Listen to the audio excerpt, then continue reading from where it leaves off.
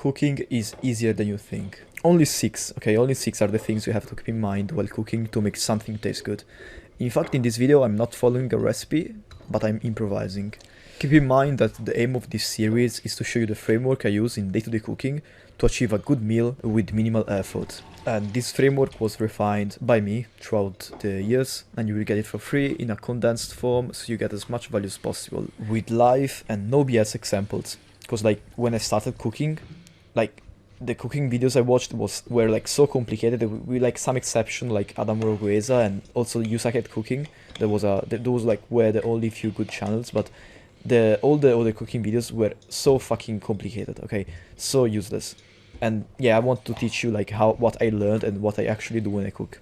So first thing, stop caring about the precise cutting things. Okay, I look at how the fuck I'm cutting these bell peppers. I literally chop them very roughly, and because like at the end of the day, like at the end of the cooking session, they will be fucking melted. I'm using butter because I believe butter is healthier when you cook, because like it is way more stable. If you want to learn more about, you know, fats, I will not teach you about that, maybe one day, but not today. What I will teach you instead is like the easy way to cook, okay? Also the healthy way to cook. So just now I added salt. Salt adds saltiness. What? I didn't know that. Crazy. Thank you for that. No problem, man. No, I know you know this, but remember, like, this is one of the 6 pillars, and this is very important. Many people overlook this. Make sure you are not one of those. Because at the beginning, I sucked. I made vegetables, like stir-fry vegetables, with no salt, and they always sucked, and no matter what spices I placed in, they just were not enjoyable. So yeah, just remember to add salt. So this is a special magical powder that will make any of your meal taste good. No, I'm just kidding. This is just blended dried mushrooms. Dried mushrooms are known to have a lot of umami, which is savoriness, but I don't expect you to have dried mushrooms, so if you don't have it, just use broth powder. So until now I mentioned 3 of the 6 main pillars: salt, fat and umami. But now let's go over all 6 of them. I'll tell you exactly what those are without wasting your time. So they are sweetness, acidity, saltiness, fattiness, umami and digestibility. Alright, so when you have to cook something, okay, I'm improvising here. I added bell peppers, they are sweet, right? I added a burger, okay, that is fatty and a little bit umami, because meat is umami, also vegetables are umami.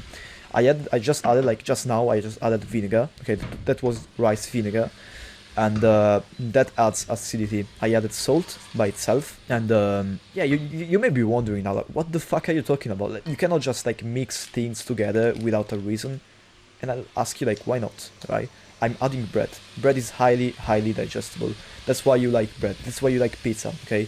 There are many reasons you like pizza, because the pizza is fatty, salty, umami, okay? Umami, for those of you who don't know, it means basically savory, okay? And don't confuse that with salt, they are 2 different things. And yeah, pizza has like many of those 5 components. It also has acidity in many cases, and yeah, I'm not gonna go over pizza now, but yeah, just look at this brown bottom. This is called fond, okay? I just like call it like brown bottom of the pan. And what you want to do, okay, to avoid it burning, because if you let it cook too much, you will just like burn the thing. So what you want to do is try to scrape it with a spatula. If that doesn't come off, try to scrape it with a liquid, okay? I just added water. So yeah, if you add a liquid to the bottom of the pan, you will be able to scrape the brown part in no time, as you just saw. And this not only prevents the brown part from like burning, it also like releases the brown deliciousness to the whole meal. Because look, the brown stuff, if you taste it, if you just like take a scrape of it and taste it, it's so fucking delicious. Also umami and salty and fatty, like it's the best thing you can eat. That's why you like the brown part of the baked things, the brown part of the chicken, right? That's the tastiest thing. So if you are able to dissolve that into the pan via like water and you scrub the thing off, it ends up in the meal. So that's great. So I just added more bread. Remember, bread is digestible, also a little bit sweet, and the best part is that it acts like a sponge, okay? It will soak in every tasty, juicy food particles. And there is more of that brown at the bottom. I didn't want to use water for some reason. I just wanted to show you that you can do literally anything. Okay, any liquid is fine. Like literally anything. You don't have to use water. Many people use wine and they call it deglazing. Okay, like deglazing things. They use wine, But you can use like actually any liquid. You can use tomato sauce, you can use fruit juice, you can use milk. In this case I'm using the milk, but it is completely up to you. So you scrape the bottom and you basically release all the fond, okay, the brown stuff in the actual meal, and that is going to add a lot of flavor and satisfaction basically. So you scrape that, and I add more milk. I don't know why. Okay, you can just do this. There is no rule against it. Okay, they will not go after you if you do this.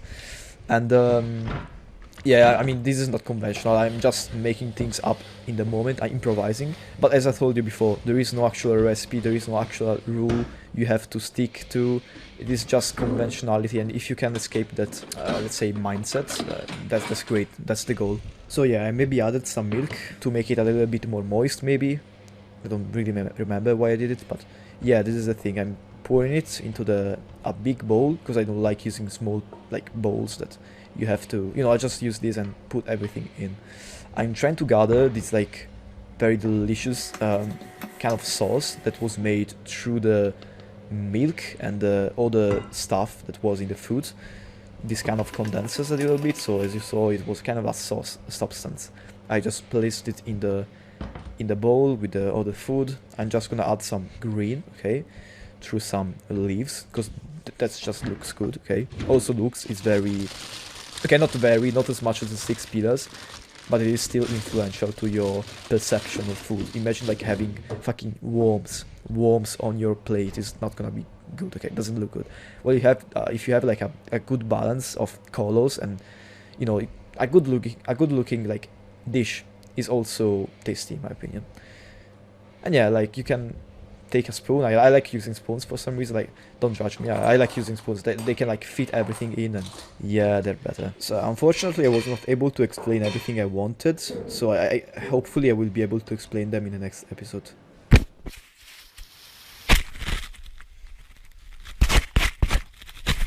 Thank you.